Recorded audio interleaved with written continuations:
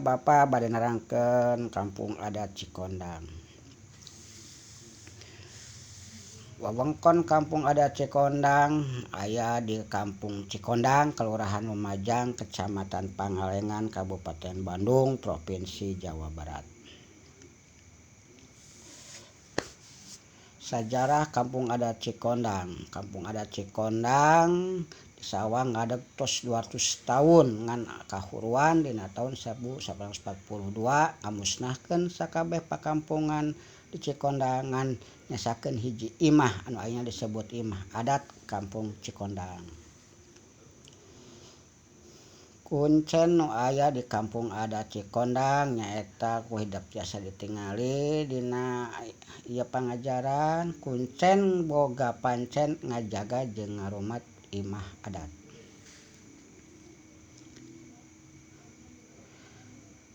Kabiasaan nu maneh nu aya di Kampung Cikondang aya sababaraha eta tiasa ku hidap ditingali dina pangajaran dinten ieu.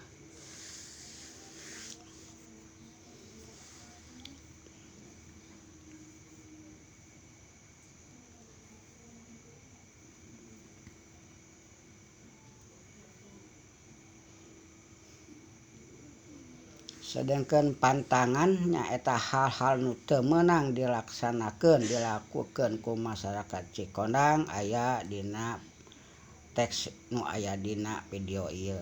Ku hidap dibaca kalawan taliti diinget-inget.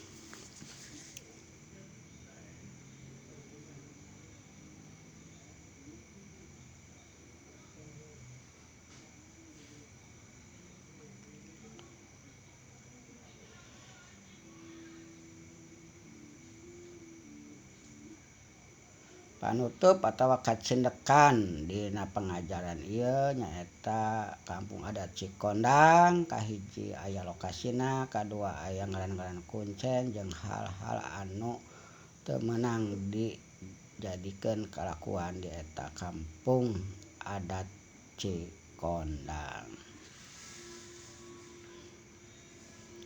Dicatet mangga ku hidap.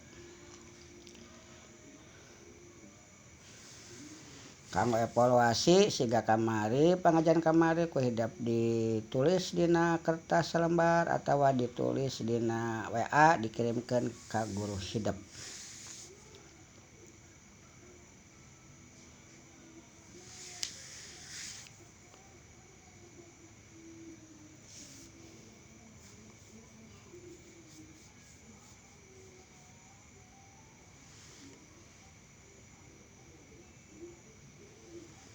Alhamdulillah pengajaran Kampung Adat Cikondang parantos rengse, hatur nuhun. Tetep jaga jarak, pakai masker jeung kumaha leungeun. Assalamualaikum warahmatullahi